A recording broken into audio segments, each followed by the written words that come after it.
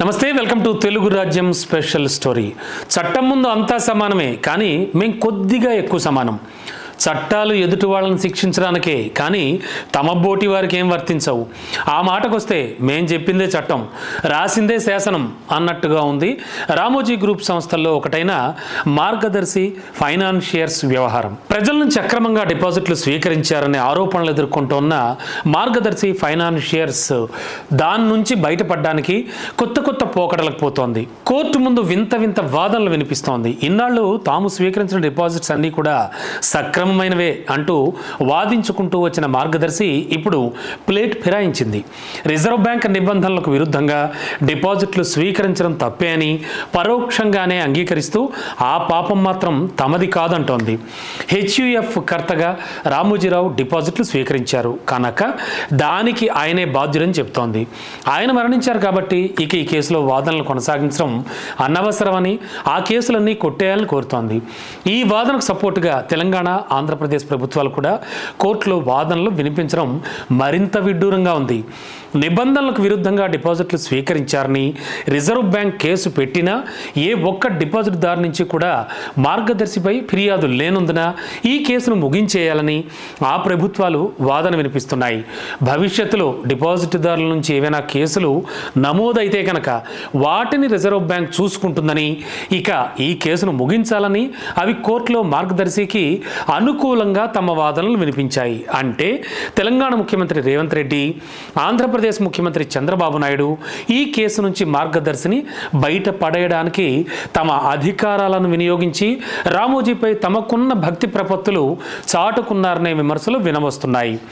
ఏ వ్యక్తి ఫిర్యాదు చేయకపోతే కేసులు కొట్టేయాలనే వాదన వినిపిస్తోన్న చంద్రబాబు నాయుడు మాజీ ముఖ్యమంత్రి జగన్ విషయంలో ఎందుకు వివక్ష చూపారు అనే ప్రశ్నలు ఇప్పుడు వినిపిస్తున్నాయి. క్విడ్ ప్రోకో కింద కేసులను ఎదుర్కొంటున్న వైఎస్ఆర్ కాంగ్రెస్ పార్టీ అధినేత జగన్మోహన్ రెడ్డి పైన ఒక్క పెట్టుబడిదారుడు ఫిర్యాదు చేయలేదు. తెలంగాణ కాంగ్రెస్ మాజీ మంత్రి శంకర్రావు కేవలం ఒక తెల్ల కాగితంపై రాసి ఉమ్మడి హైకోర్టులో ఫిర్యాదు చేయగా ఆనాటి హైకోర్టు ప్రధాన న్యాయమూర్తి నిసార్ అహ్మద్ కక్రు సిబిఐ విచారణకు ఆదేశించారు. ఆయన రిటైర్ అవ్వగానే నాటి ఢిల్లీ పెద్దల అండతో ఏకంగా మానవ హక్కుల చైర్మన్ పదవిని అధిష్ఠించారు. అప్పుడు ఉమ్మడి రాష్ట్రంలో కిరణ్ కుమార్ రెడ్డి ముఖ్యమంత్రిగా ఉన్నారు. ఆ సమయంలో కనీసం ప్రభుత్వం తరపున కౌంటర్ కూడా దాఖలు చేయలేదు. కొన్నాళ్ల తర్వాత శంకర్రావు మాట్లాడుతూ ఆనాటి కాంగ్రెస్ అధ్యక్షురాలు సోనియా గాంధీ చెబితే కేసు వేశానని బహిరంగంగానే ఆయన వ్యాఖ్యలు కూడా చేశారు.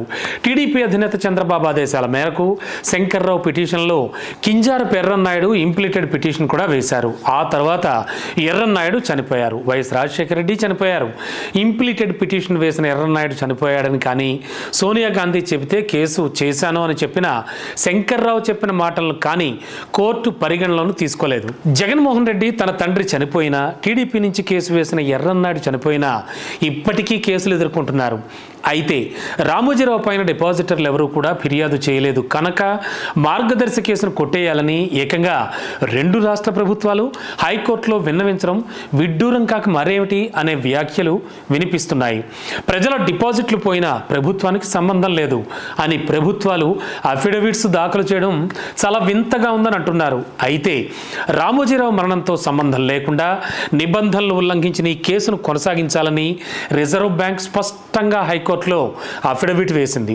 రామోజీరావు చనిపోయినా కొడుకు, కోడలు మార్గదర్శి బాధ్యతలు చూస్తున్నారు కనుక వాళ్ళు ఈ కేసును ఎదుర్కొనక తప్పదు అని అర్థమవుతోంది.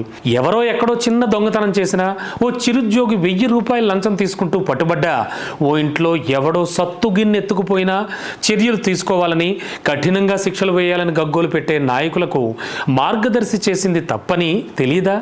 రామోజీరావు, వైఎస్ రాజశేఖర రెడ్డి, ఎర్రన్నాయుడు చనిపోయారు అని కోర్టులు కేసులు కొట్టివేయవు అనే సంగతి రెండు తెలుగు రాష్ట్రాల ప్రభుత్వాలకు తెలియదా? తెలియక కాదు, చట్టం మార్గదర్శిని చుట్టంగా చూసుకోవాలని, చూసి చూడనట్లు వదిలివేయాలని వారి ఉద్దేశ్యం అంతే.